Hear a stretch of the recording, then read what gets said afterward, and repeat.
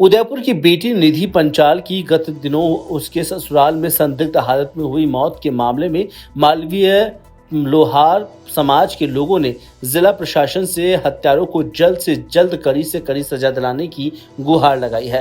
परिजनों और समाजजनों ने निधि के ससुराल पक्ष पर दहेज की लालच में निधि की हत्या करने का आरोप लगाया है। बड़ी संख्या में उदयपुर से मालवीय लोहार समाज के पुरुष और महिलाएं डूंगरपुर पहुंची और निधि के ससुराल प्रतापनगर में घर के बाहर जमकर नारेबाजी करते हुए आक्रोश प्रकट किए।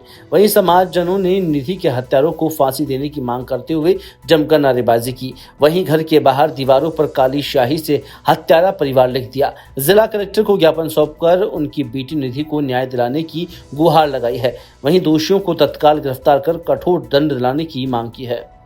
निधि पंचाल की जो मृत्यु हुई है उस पर थाना कोतवाली में प्रकरण दर्ज किया है और आज उसके परिजन कलेक्टर साहब को ज्ञापन दिया है गिरफ्तारी को लेकर के, और जिस पर कार्रवाई की जा रही है डिप्टी साहब द्वारा और राजौरा साहब द्वारा, और अनुसंधान किया जाएगा।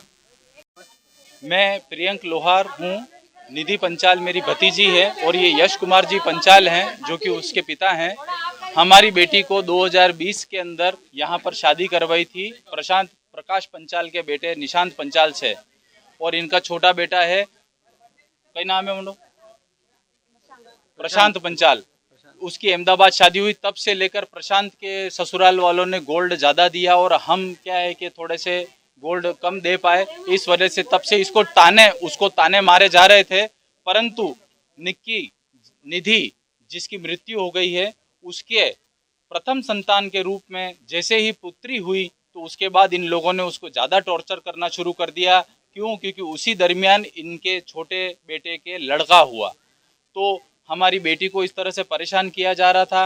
दूसरा, इसकी जो सबसे छोटी वाली बेटी है उसकी सगाई अभी उदयपुर में करी है, अभी उसकी आगामी कुछ महीनों में शादी होने वाली है, तो उसके जेवर के लिए निधि पे प्रेशर किया जा रहा था कि तू तेरे पियर वालों से जाके पैसे लेकर आ, और इस वजह से क्या है कि आए दिन उसके ऊपर छोटी मोटी थप्पड़बाजी वगैरह होती थी। लेकिन उस बच्ची ने क्योंकि वो इकलौती थी, हम लोग भी ये चाहते थे घर ना बिगड़े, इसलिए हमने कभी किसी प्रकार का विरोध नहीं किया, वरना मार डालते।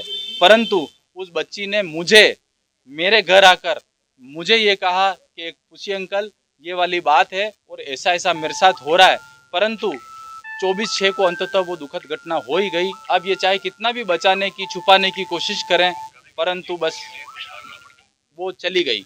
और 2.5 वर्ष की बच्ची को हम सामाजिक स्तर पर समाज के हिसाब से लेकर गए हैं, क्योंकि आदरणीय एसएचओ साहब ने कहा था कि ये सारा मामला सामाजिक स्तर पे होगा। उन्होंने हमारा पूर्ण सहयोग करा है, परंतु मैं आशा करता हूँ कि वे आगे भी हमारा पूर्ण सहयोग करेंगे।